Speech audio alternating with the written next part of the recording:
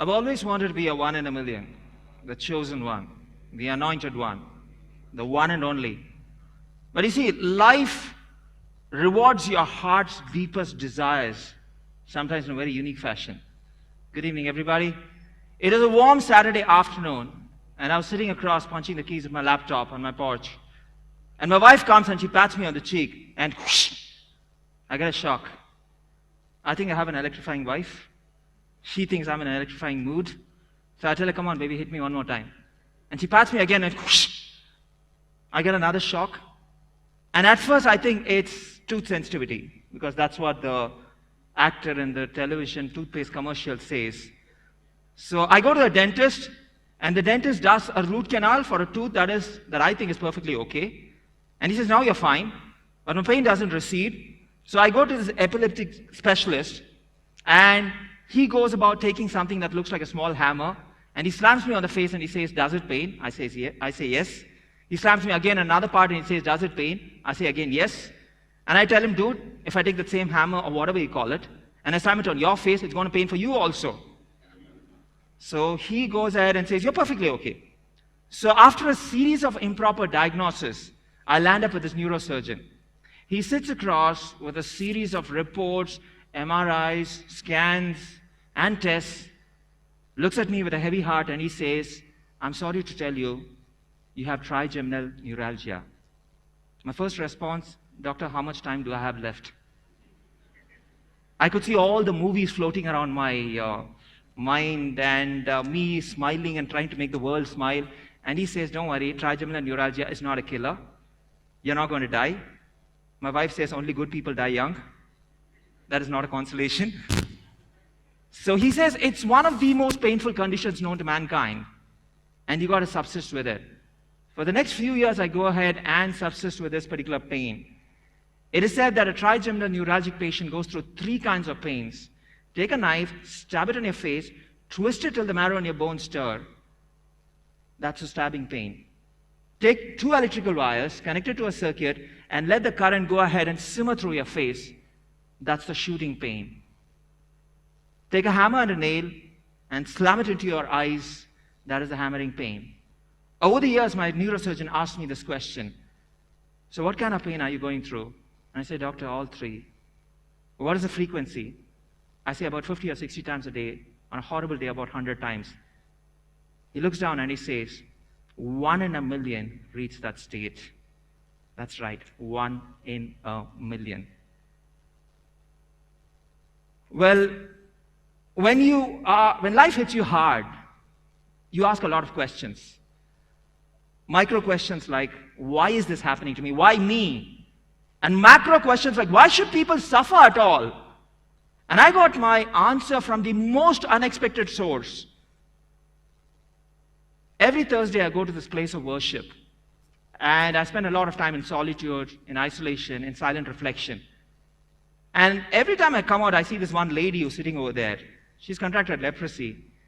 She wears a torn dress, and she wears a torn veil across her head that covers her from the scorching sun. Her fingers are nibbled by fate's cruelty. Her face looks totally distorted and broken, like she is an unearthed statue. Once I put a fruit cake into a little bowl that she was holding, and I just struck a conversation. I asked her, okay, fine, so tell me, how much money do you make in a day? And she said, I don't come here to beg. I wanted to ask her, okay, do you come here to do a rock show or what? You know, and that's my inner voice. I didn't ask that. Well, I asked her, so what did you come here for? And she said, I come here to pray. And what do you pray for? She said, you see, I've contracted leprosy. I suffer from a condition called leprosy. And leprosy is a condition where you don't face pain. If I were to run my fingers through the fire, I'm not going to face the heat. Every night I sleep in the shack, which is about 2 streets away. The rats go ahead and then nibble my body. And you see all these broken features, they're because of the rats. I come here to pray so that I could get back my pain, so that the pain could keep me whole and alive. I go to this place of worship to invoke that infinite force to redeem me from one of the most painful conditions known to mankind And there is this fellow passenger in the journey of life who goes to the same place of worship to invoke the same infinite force to go ahead and give her back the pain so that she could live. Pain is essential for survival. My pain has taught me a lot of lessons, and I'm here to share a few of them. One of the greatest lessons is, of course, this. It has also taught me how to treat people who are going through pain. I wrote an article some time back titled, How to be Patient with Impatient Patients. In that, I went about telling, all pain is personal. Recently, I heard a conversation between two ladies. One lady was telling another, you see, the heat in this particular city this summer is terrible. The second lady says, you are complaining about the heat in this city? You got to come to the part of the world that I belong to. The heat is twice as much with the humidity thrice as much. So you have no cause for complaint. Well, this lady was wearing a cervical collar. So obviously she had a neck sprain. So I felt like going to her and telling her, excuse me, the next time you have a neck sprain, please do not complain, because I suffer from trigeminal neuralgia. Compared to my pain, your pain is nothing. Do you think it would have made sense? No, but a lot of people tend to do that. They tend to go about telling people that their pain is nothing compared to, someone else's pain. That is not a consolation, it's a condemnation. The pain of a little child jamming his finger is as intense of a teenager going ahead and looking at her face in the mirror at a pimple, is as intense as a child who has not got an admission in the School of Medicine, which was his aspiration, is as intense as a person suffering from losing his loved one. All pain is personal. There's something greater than empathy. Empathy, I believe, is overrated in today's world. The minute you say, I understand you, people believe that is what empathy is all about. There's something greater than empathy. Instead of telling, I understand what you're going through, imagine you say, I've experienced what you're going through. The connect is deeper and greater. All my life I thought that no pain is no gain, but I think I got the equation wrong. I got rather the spelling wrong. When you know pain, and you learn from that particular pain, and you're able to share that particular learning with a whole group of people, then I think someone has an exponential gain because of that. Today, I'm not just a motivational speaker, but I'm a motivational doer, because I go ahead and reach out to people beyond neuralgic patients, where I go ahead and share with them simple rituals that they can perform, change in patterns of behavior and thinking, and simple things like probably wearing this headscarf. People ask me, does it help? I say, yeah, people call me a rock star. And it gives me the license to dress like one also. Thank you. Only one person clapped. Before I let the audience slip away, I'd like to slip in another word. This word is considered F word, which is considered to be rather uncool in today's world. But I find people going through pain are able to go ahead and face the crisis situations much better with the F word. Before you let your mind wander with any kind of weird imagination, I'd like to present the F word as faith. Just imagine you are on the cliff of a mountain, and you slip and fall, and it's pitch dark. And you're flailing your hands and your legs, and you manage to go ahead and grab onto a branch. What would you rather prefer? The branch to be strong or the branch to be weak?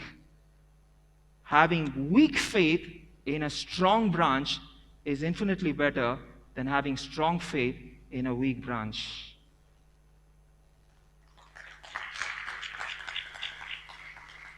In moments of crisis, people go out and cling on to the wrong branches. And I believe that those people who have gone ahead and clinged on to a force that is bigger than themselves are able to go ahead and face life situations much better. The last thing that I'd like to go ahead and leave you with is, all of you have lofty dreams, lofty aspirations. I'm sure all of you have things that you want to go ahead and die for. That is your true calling. But take it from me, pain sometimes can go ahead and consume you. I'd like to draw an analogy to the marine world. In the marine world, there are two kinds of creatures. One is the snail, and the snail goes ahead walking absolutely slowly. And the minute it senses danger, it goes ahead and locks itself. And there's another creature, which is the jellyfish. It moves along majestically. And the minute it goes ahead and sees a snail, the snail goes ahead and locks itself inside its shell. So the jellyfish goes ahead and swallows the snail. Now the snail has a choice. It could go ahead and live inside its shell and it could die, or it could come out of its shell and die. But this is what the snail does. It goes about eating the jellyfish bit by bit, inch by inch, consuming it in totality till the jellyfish is gone.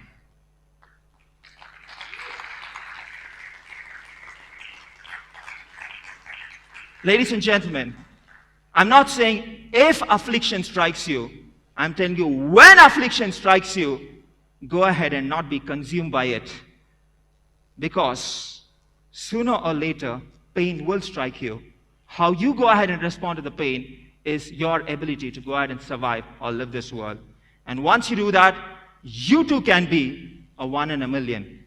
And in your case, it wouldn't take a neurosurgeon to say that a simple rock star is enough. Thank you very much.